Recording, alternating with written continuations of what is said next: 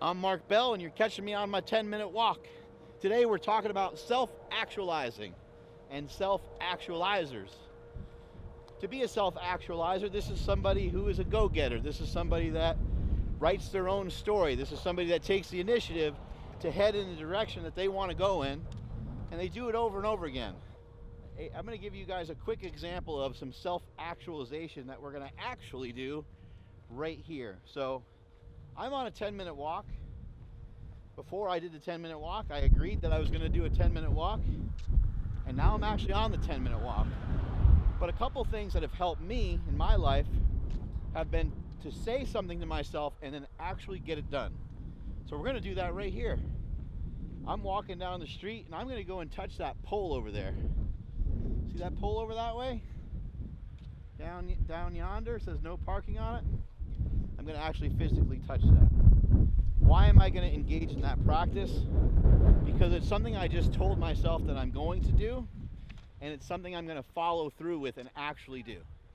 Remember, we are trying to embrace our fears and follow through with our dreams. Follow through with the things that you say that you want to do. Follow through on the things that you claim that you want to do. And when you don't follow through on the things that you want to do, question that a little bit.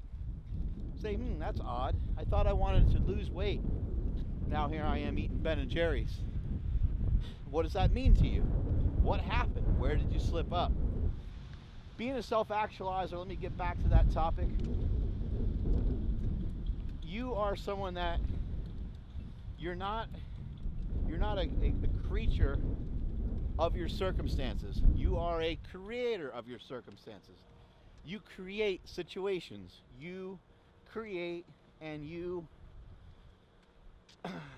and you put out into the universe what you want to get back. So an example of that would be I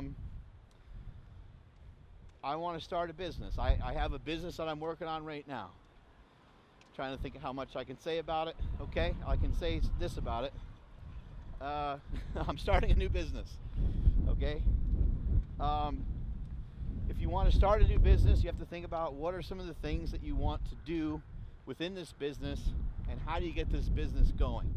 How do you get this business rolling? Okay, well, it's gonna for what I'm doing in particular, I need to find a manufacturer. So I grab a hold of my phone. Kabing. Just like when I created the Slingshot, and I typed in either on my phone or my iPad at the time, can't remember, typed in knee wrap manufacturers. And something popped up, and I went with that, and that didn't work so great. Searched it again, found what I was looking for. But anyway, I didn't wait around I didn't communicate with somebody else and put it on them for them to figure out, hey, can you find a manufacturer for this? Would you be able to find this? Or no, I took the initiative myself. I did it myself. You want to protect yourself. Otherwise, you're going to wreck yourself. You need to figure out ways to kind of safeguard yourself against things potentially not going anywhere. And the best way to do that is to take personal responsibility. Put stuff on your own shoulders. Over the years, people have told me many times over, Mark, it's not that simple. I have actually learned that it is that simple. I actually learned that starting Slingshot and turning into the multi-million-dollar business that it is now has actually been a very easy process in a lot of ways. There's been some challenges to it, but in all honesty, it's been fairly easy. If there is any overall arching difficulty to it, it's just the fact that it's taken some time. Apologize about the wind, I'll try just to talk louder. But in being someone that's a self-actualizer, I don't slow down for anything. I don't stop for anything. You guys see me walking in the rain. Now we're dealing with the wind. I don't mind things being a little f***ed up here and there. I don't mind things being a little different. Being a self-actualizer isn't always easy because people say don't put the cart before the horse. Well, I don't mind putting the cart before the horse, because if the horse isn't there, the horse never shows up, I'm going to pull the cart myself. That's what I built myself up for. That's what I built up all this strength for. Is so that I have the energy, I got the motor, I got the capacity to pull that wagon the way that I feel that I need to. I think one of the things about being a self-actualizer is that you can't really be a self-actualizer, you can't really feel like you can rely on yourself until you are something. That's why touching that pole was really crucial. Touching that light pole was really crucial. Because every time that you do something that you say you're going to do, it's you getting a taste of success. What is success? Success is this simple. I can sum it up with one word: progress. That's all that it is. And how complicated do we make it? And how many books are there on it? And how many YouTube videos are there on success and making yourself a success? Making yourself a success. Making yourself a success is literally just progress. And you think about from the time you're a baby till you're, I don't know, 7 years old or so, think about all the progress you naturally just make. Just being yourself, right? You don't even have to try. You learn how to eat. You learn how to drink. You learn how to communicate. You learn how to speak. How crazy is that? You learn how to speak on your own. No one teaches you how to speak. You learn how to speak on your own. Yes, you're watching other people and stuff like that, but you learn all these things on your own. You learn how to crawl. You learn how to walk. You learn how to move around. You learn how to play with your football and your baseball, and maybe you learn how to play video games. Like, there's a lot of stuff. And by 7, you even learned how to read, right? Which some of these things, they are things that people need to guide you on, or people need to teach you some of these things. But you can see how many things, and some of the most important things you ever learned, you learned pretty much just by observing, just by watching other people, and just by doing stuff, right? As we get older, the amount of things that we learn on our own seem to really shrink. And over a period of time, the things that you're going to go out and learn kind of on your own are going to kind of shrink too, because you're going to start to put yourself into a box and say, I'm going to be this kind of person, I'm going to do things this way, and this is all I'm ever going to know or learn. I got a knowledge bomb to drop on you guys right here, right now. And so, get yourself in the most stable place you can in your home right now, because this one's going to shake the ground a bit. Anything that's been understood by any human being that's ever walked the face of this earth, you too, as long as you have a healthy brain, can understand, can learn, can know. Who does that put you in company with? Whoever you want. The greatest of all time. You could be a great thinker like Muhammad Ali. You could be a great thinker like Sir Isaac Newton. You can be a great thinker like Einstein, Darwin, whoever you view as some of the smartest people ever walked the face of the earth. You have the exact same capability to understand things as they do. Your capacity might be different, how fast you can learn it might be different, but there's no governing law, there's no governing law of the world that would prevent you from learning that or knowing that. To me, that's pretty wild. So that when you think that way, when you start to learn these things, it makes a lot of sense to just shoulder a lot of responsibility for yourself during times of panic, during times of some of these situations that people viewed to be really stressful. If you're a self-actualizer, if you're someone that just shoulders responsibility, you're like, I got this. And the reason why it's a little easier is because you're used to carrying around that extra weight. It's no extra challenge for you. You're used to working on your reinterpretation of everything that you once knew. now being a little bit different, because when you start to have a different perspective, you're seeing from a new lens, you're seeing from a new angle. Everything looks a little bit different. You change your goals, you change your views, you change your beliefs. Your beliefs are something that can be interchangeable. You can change your beliefs, and you can end up changing a lot of the outcomes that we have. A lot of the, I think we're always thinking like, whatever the input is, it's got to result in this. The news is going to scare us with, some music that gives you some anxiety, and they're going to report how many people died from COVID. They're going to have a COVID death track on there. They're going to have a death tracker on there, and that's supposed to automatically build up anxiety. But it doesn't need to work that way for you, because you're made out of something different. Because you're learning to reinterpret things. You're like, oh, those are just numbers, those are just facts. And yes, that's not great to hear that report, but I'm not going to let it skew me one way or the other. Because being scared isn't going to be productive. Being fearful isn't going to be productive.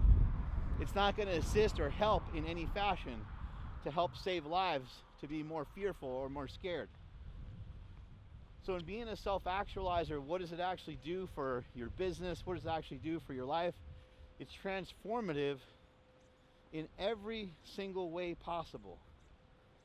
What I've learned in my 44 years on this planet, and what I'm going to continue to share with as many people as I can, the most important thing you're ever going to learn is that the human mind,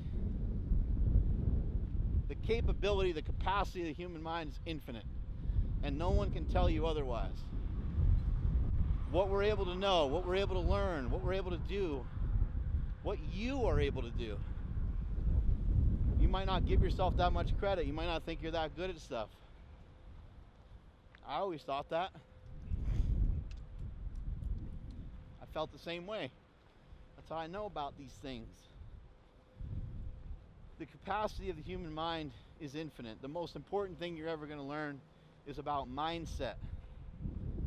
How to set your mind to stuff and make sure that it happens. When we get in the gym, those are mindsets that we're doing. Those are mind reps that we're doing. We're conditioning the mind. It's not really just the muscles. People say mind over matter, right? I don't think it's necessarily just your mind over the matter at hand. Although that's a nice perspective to have. When we're in the gym, I think it's mind over muscle. Like, we need to condition the mind more so than we need to condition the muscle. The muscle will get conditioned like crazy if we can expand the capabilities of the mind. And the mind is getting expanded by the muscle having more capacity. So you see why I'm so in love with fitness. You understand why I love it so much, because people think, oh, you're just a meathead. And I actually love that term, because I'm a meathead. I'm into building up this muscle meat, and as a result of building up this muscle meat, I'm building up the meat in here as well. And they work synergistically. They work together. They mesh together really well. So a lot of these reps and sets and all these things I've done in the gym, and these 10-minute walks even, these walks will get your mind going. This guy right here,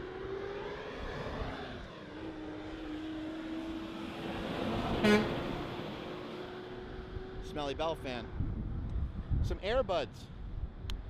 They're like, I don't know, $300 or whatever, right? Somebody might think, shit, man, $300. It's a lot of money.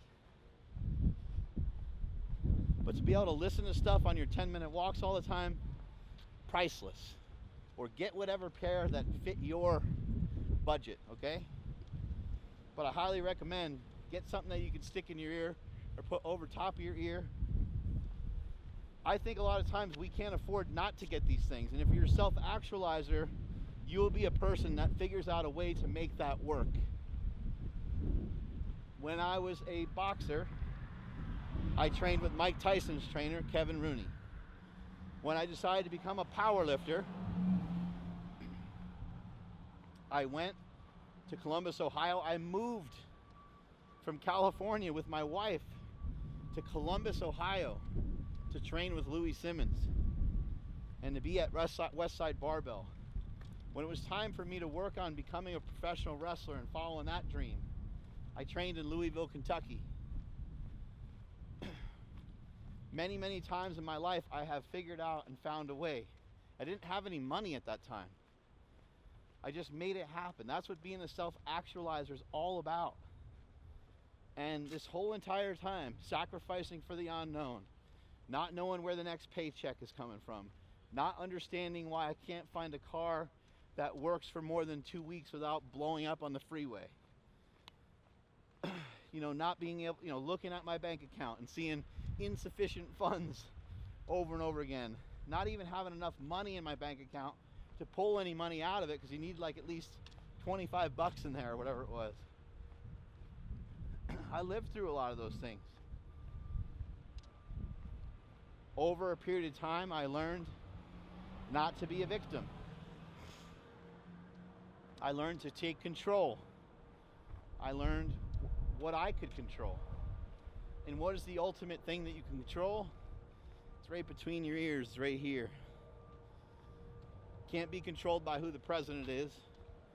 Can't be controlled by politics. Can't be controlled by religion. Can't be controlled by anything other than your own thoughts. There's a space between the thoughts that pop into your head or the information that we get, that we hear, that we consume. There's a space between that and how you actually think and perceive things and your interpretation. You have time to pause and think about it for a second and say, what would I do if I was the most optimal human being that I could be? How would I choose? What would I choose to move forward with? Choose something more helpful than stress. Choose something more helpful than sadness. Choose something more helpful than outrage. It's a choice that you have. It may not always feel like that, because sometimes it feels like our emotions are just dragging us around. You're being dragged around by a bunch of horses or something. Feels like you don't have any choice sometimes. But all that is training. You can train yourself away from that. You can train yourself out of that. So whether it's you want to improve your relationship, you want to start a business, you want to change the way that you look. I lost 100 pounds. 100 pounds. I lost 100 pounds. Can I get an amen? I lost 100 pounds. I went from being broke as a joke to having lots of dough. These are all things that you can have. But you have to make them happen. And I believe that the easiest way to make them happen is to figure out how you can serve other people. So be a self-actualizer, and when you do that, and when you become a savage, teach other people how to be a savage as well. Teach other people how to be a self-actualizer. Teach other people how to get out of their own way. Teach other people about where you came from and how you got to where you're getting to. In the comments below, I'd like to know, what are some things that you self-actualize? What are some things that you're currently taking care of in your life to get you to the goal that you want? Remember, if you're confused or not sure about how we even get to a goal, what do? Work our way backwards. Okay? Work your way backwards. Ask questions. Finish a lot of the sentences that you say with question marks rather than with a period, because it turns it from a question that you can add criticism to. When you put a period at the end, it's a statement. I'm too dumb. I'm never going to be able to learn that. That was my story that I bought for myself, right? And I wrapped myself up like a mummy in that bullshit, and I insulated myself against any further criticism that potentially isn't even true, right? I wrapped myself up like this and wouldn't come out of that cocoon. until I was ready, until I started to recognize the changes that I can make with strength, the changes I can make to my body. Then I was like, you went from really struggling to squatting 365. It actually kind of hurt your back and your neck and your traps even when you had just 365 on your back, and you eventually went on to squat 1,080. You had a hard time putting on muscle, and you went from being 240 to being like 280, you know, and even up to 300 pounds. You struggled for a while with being fat, and then you were able to lose 100 pounds and get in better shape. Maybe I do have the ability to learn stuff. Oh, maybe I actually have the same exact right and the same exact, a lot of the exact same mechanisms that other people have to learn a lot of the things that they've learned. Maybe, just maybe, I have the same capability of being able to understand things in a way that will allow me to progress. I finally came out of that cocoon, and I finally started throwing punches and being a self-actualizer. You guys can do the same thing. I'm 100% confident in it. Strength is never weakness. Weakness is never strength. Catch you guys later.